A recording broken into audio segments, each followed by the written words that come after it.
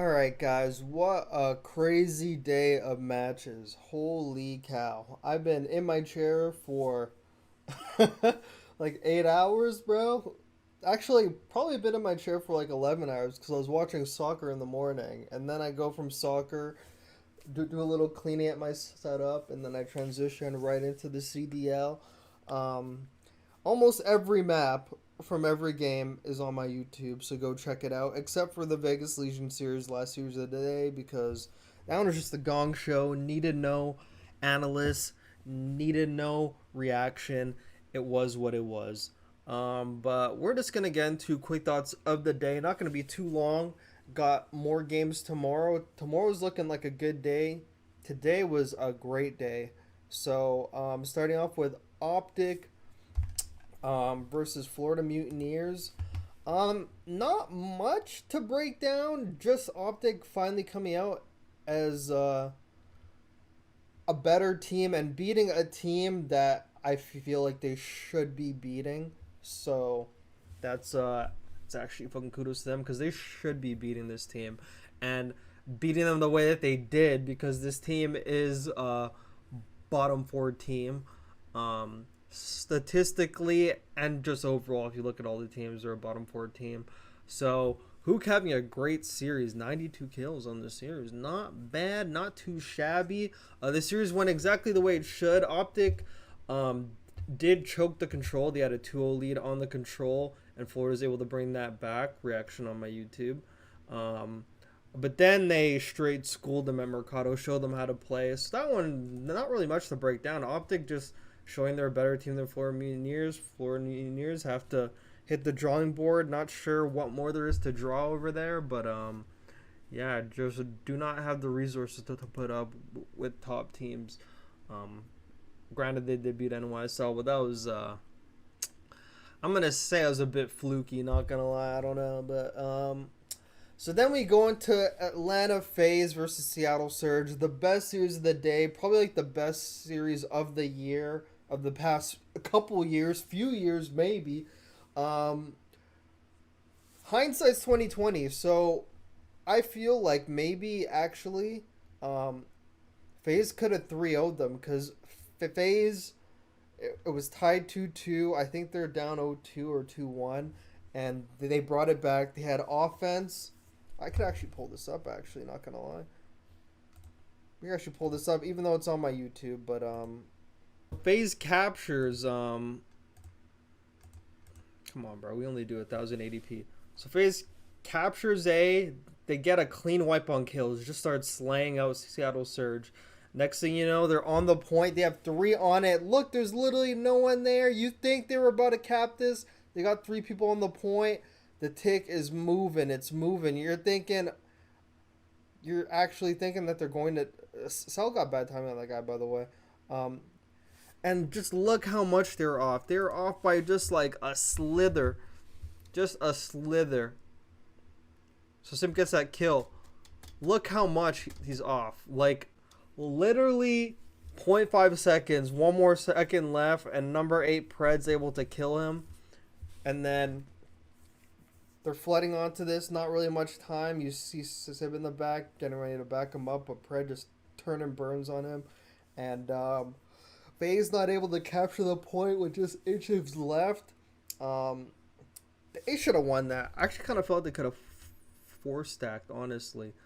So number 4 right here gets this kill, gets that kill. I would just run on the point. Like, run. Like, forget about number 6. I would just run past them and just try to get on that point. Like, no need to stop anymore. You got 4 people. That tick is zooming up. So, not able to capitalize there. Not going to go over the S&D video or anything because all that's on my YouTube already. But the S&D went to around number 5. It was so back and forth. So, actually, I guess we'll go in order. So Embassy was basically a back and forth. That's how Embassy's played between top teams. It's like very back and forth, and then around Office, AC, back to P1, P2. That's where it like switches. One team gets more than the other, and that's where like the lead starts to Gross. That's exactly what happened in like the phase game. It was even up until like office, back to kitchen, back to P1. That's when phase grew their lead and kept going and going and going. It was a clinical S&D. 6-3 doesn't even tell the whole story. It was actually phase had full control of that game the whole time. And then the control, we just saw the control. Fortress. The first half of Fortress, Seattle just kept slaying them and slaying them. On P3, FaZe had a four-man setup in the back spawn, and Seattle just walked in and broke it, had like an 100-point lead. Then on the second phase of Hills, FaZe brought it back, made the game closer, but then Seattle was able to pull away and win that game. So another map for FaZe probably would be kicking themselves. They actually probably could have won that one as well. And then the Embassy 6-5 back and forth rounds. A BZ kept pushing B, even though Seattle was doing some research on it, to the point where every single round on defense and even on offense, actually no, on their defense, they would stun over B, stun nade. I swear all four of them were fucking throwing their tax and nades. It countered a BZ literally every single offense until one of the offenses he decided not to do it. I was urging for him to like not do it earlier and just throw him off one round. They could go back and do it late, or just wait for them to throw their tax first and then push up on B bomb later. But he kept making the mistake, and then he finally learned his mistake around like 4-4, like very deep in the game. So better late than never. And then the 5-5 round, I guess we could actually go over like the 5-5 round at least, out of all of them. Wow, here we are, perfectly on the 5-5 round. So BZ gets that big first blood on Mac. Sib gets a nade and gets a snipe. Snipes the guy off top AC and nades a BZ off the bomb. So he got that 2-piece. They're up 3-2. I'm thinking it's over because, I mean, even fucking Simp right there got tagged up. I'm thinking this is over. I'm like, oh my gosh, Seattle's going to advance. But huge plays were made. I have to commend Slasher on the composure. This is straight veteran shit. Like, you're down 3-2 on the brink of going to losers, and knowing he's sniping too, and you have a man disadvantage, the fact that he still decided to play top AC and was just like, just had the confidence in himself not to get sniped, and just like, because him being up there, showing that presence up there and not dying, a lot of players would not be doing that. A lot of players would probably just play a corner or just like not go anywhere near top AC to avoid getting sniped. They'd be super nervous. But him showing that presence up there allowed Simp to make moves here because everyone had to like stay down. So we see number 6 and number 5. He's sniping. Accuracy is also staying down because of the presence shown on top AC. So like if Slasher's not up there, accuracy probably just like moves up orange or just moves up and plants the bomb. But just the presence made them play the way they're playing. And then Simp gets that kill. And then I thought he was fucking dead right here. 35 HP in the middle, popping deady. Predator was probably just thinking they're going to play outside, so he's probably not thinking anyone's going to come back around orange, so he probably didn't think he was going to get a bad timing. But, like, Simp was able to shoot him before he was able to fucking probably pull out his fucking gun and even react, because Predator was probably so focused on them being outside, like, I'm going to come through orange, I'm going to kill them. But Simp's able to take him out there. Everyone's reaction. I watched. I went back on every stream, watched every reaction. That shit was crazy, because even my reaction was crazy as well. Like, he was already like literally 3/4 like fucking dead, like 35 HP, and able to pull off that kill against literally a top 2 SMG in the league. Just the ice from Simp there, and then the 1000 IQ to go back to watching cross, tags him up on the cross, knows he basically has time against him. So like I was mind blown by this S&D. I'm literally that guy's reaction. It was literally a crazy S&D. Mind blowing stuff. Like, I feel for their reactions, like so close one round. I know how it feels like to lose an OT or even just like lose a round you feel you should have won, especially going up 3-2. especially going up 3-2. You know it's the last round. You're about to go into winners, and then you pull it out like that. That was literally a crazy, crazy game. I recommend you go watch it up on my YouTube, like the game 5. It was fucking nuts. One of the best S&Ds. Like, get your popcorn for that one. And Cell is the only one going positive in that series. So, like, Seattle is literally one of the only teams that could outslay FaZe. And if you want to talk about LeBron, 110 kills in this series. Probably the highest, like, overall kills we've seen in a series in a while, if not the whole season. I don't know. We'd have to go back and look at that. 110 kills, bro. Like, against, like, the number 1 team in the game. 12,000 damage. Sib up there with them in damage as well. But, wow. I mean, not much to say, bro. Like, you could say fucking get this man some help. But, I mean, everyone has, like, their bad series. I just know he was doing it all in that S&D, and I know in the back of his mind, probably will never say it out loud, like, he needed some help on there. He needed just a little something extra from someone. Mac was doing his thing, though, in that S&D. He was planting bombs every single round. Literally had 7 plants. I watched them rush plant like that B-bomb so many times, but great series. FaZe with the resilience. Not many teams could, like, show that type of resilience. And the amount of times that they got first blood and were still able to win the rounds man down. Super, super impressive. Now we go into Ultra Boston Breach. Not going to do any video analysis on this. All the videos are on my YouTube. This is actually a series Boston Breach could have won. They won the first map. They were up 5-3 or 5-2. I'm pretty sure it's 5-3 on Fortress. And they trolled that one. So if they go up 2-0, even if Ultra wins that, I mean, like, you could argue if they won that, then they probably would have won this series, but they trolled that, and then they just lost full composure. Ultra outclassed them on a CeeLo. We saw, like, the best performance from Inside, I think, all season long in this Ella CeeLo. I was seeing him in the kill feed, just lighting it up every round, getting pieces, winning his gunfights every single round, like literally looking like Cold War Inside. I'm like, man, I miss this guy. I know we haven't been playing the same Call of Duty since Cold War. Cold War is like the last normal freaking COD we've had in a while, but Inside was like showing up in those maps. He was really looking like Inside of old. He had like 14 in the S&D. Like, he was really doing his thing. Like, I think that's the highest KD he's actually had, like, all season. Like, he was up there in damage too with Scrap, which usually he's like super behind Scrap in damage because Scrap's just has way more fucking engagements than him. But, like, very good out of Ultra. Everyone up together in, like, the slang as well. Usually Clean Side and Kleenex and Scrappy are, like, leaving Inside and Hixie behind in the stats for kills, but I know kills aren't everything. They're doing more of the fundamental job, but it's nice to see all of them even in the slang, and they were just able to take that. I mean, they were just able to take that. Boston Breach could have won that map, could have won that match, but they just trolled. And then Seattle Surge versus OpTic Texas. The question, I posed this question with Rocker, is it just OpTic being good, or is it just not Seattle Surge being bad, but was Seattle Surge just checked out this series? Because I know Pred was heartbroken after that FaZe loss, but he was still able to fucking put up numbers and kills. It almost looked like he was like the only one like trying.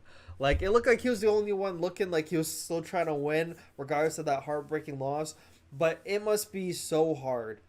No matter how professional of a player you are playing at the highest level, knowing that you're one round away, you had the man advantage and everything, not go to winners final, like you shouldn't even be down here. Like, all these thoughts are playing in your head, and no matter how hard you try to, like, just tell yourself to forget about it, keep composure, like, that stuff just lingers, and it affects your gameplay. I've had it happen to me so many times playing for way less stakes as well.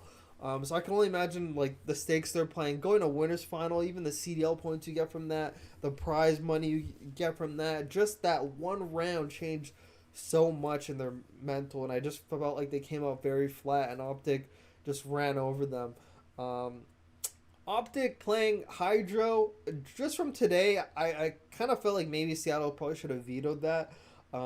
Just seeing all the water out shots he takes on that map, like just it looks like that's a map OpTic is really good at. I can't recall them losing it in recent memory. Maybe they lost it like earlier in the season, but I can't recall recent memory of them losing it. So I'm thinking if like they vetoed that and played like a different map, any other map, I kind of feel like Seattle probably would have had like a better chance at that. Hydra's a very if you take the water out, it would probably be like the best hardpoint map, but just like the water just makes it such a cheesy map. Um, but like it's probably I can't even say the most normal map for rotations, but it's like a map you see where it feels like old CODs where you have to get you have to get rotation in the back to get spawns for your team. Like we don't see that on that many maps. Um, I mean like we do see it on maps, but it's just not as traditional looking as it is on Hydra. But I've just been looking at that map, so I'm surprised Seattle didn't make a last second call to veto it. Honestly, um, and you're actually able to see stat maps too. I forgot about that one. I didn't even look. But that stuff's not important. Even just seeing like Sib's face when like he came out. Granted, he's always like a super chill person. He looked out of it. Like he looked mentally checked. I think Seattle just looked mentally checked. I'm thinking if like this was a match like the next day when like composure was regained and just any other time, but just coming off that heartbreaking loss, I kind of felt like they already mentally had their backs against the wall. Like Seattle Surge, like Fortress is like their best hardpoint map, but OpTic literally schooled them on that map. Literally world starred, 360 trick shotting, Mac putting up a 0.37. Like Seattle just didn't look like themselves at all on this map at all. Like it's a map that you would favor them to win. I was thinking even most of the people on the analyst desk were thinking Seattle Surge is going to come out here and wipe the floor, but not keeping in mind like just like the mental check from like that heartbreaking series that they just had earlier. So I can't really blame them for that, but they put up a good showing at this major. Coming from where they were last major, just a bunch of heartbreaking losses. Back to the drawing board. I feel like they'll be better. A team that you would feel would make roster changes, but probably not going to like ever. So until the end of the season when players are out of contract. But not much to break down in this Vegas Boston series. Vegas just got smoked. It was very clear from the start. There's like an hint of like a comeback on the map one, but then Boston's like, hey, yeah, no, look, we're not gonna pull an LA Thieves. We're gonna just end this, and just everything not close, just smoked them. I this is like the one series where I'm like, all right, I'm gonna take a break. I'm gonna upload videos. I'm going to be watching it, but I'm not gonna record it. Not gonna pay full attention to it, because I kind of knew how it was going to end, so I knew there wouldn't be much to break down. Boston Breach didn't have as much of a heartbreaking match, so maybe their mental is just and just like the opposition they're playing. They're not playing a home they're not playing against a home crowd on top of like just like the fucking mental check, you know. They're playing a Vegas team who got pretty fortunate in their games, not gonna lie. But yeah, two roll 35 and 60. Jeez, holy wow. You gotta shoot back a little bit more there, buddy. I don't know about that one, but as X would say, zero point 0.2 real.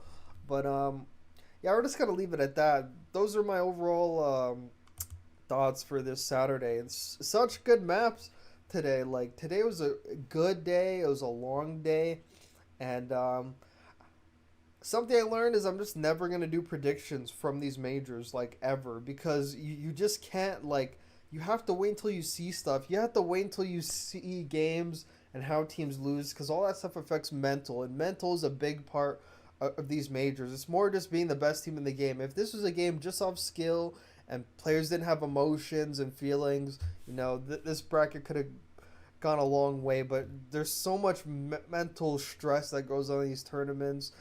So much unfortunate things that happen that just like affect like the way you play. It's just hard to take that into account when making predictions for majors. Yeah, which is why no one's ever gonna have a perfect bracket prediction ever, because you just never know what's gonna happen. All we can make our predictions on is who we think is a better team, honestly.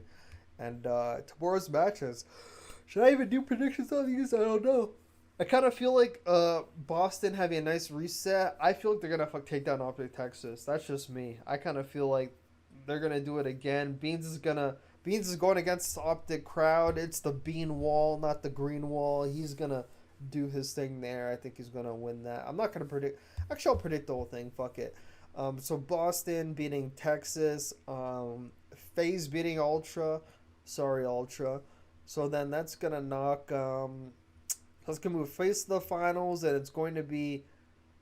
No, Texas already loses, so it'd be Boston versus Ultra again.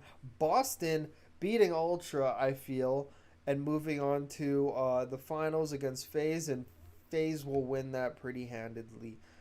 I think FaZe is pretty happy with like the teams going into Sunday with them. I kind of feel like they think they can take on any of these teams.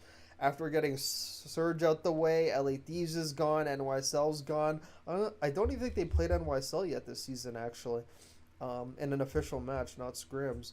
But I think FaZe is looking at these matches. Ultra's a way better team than we were before, but I don't think FaZe views them as that much of a threat, honestly.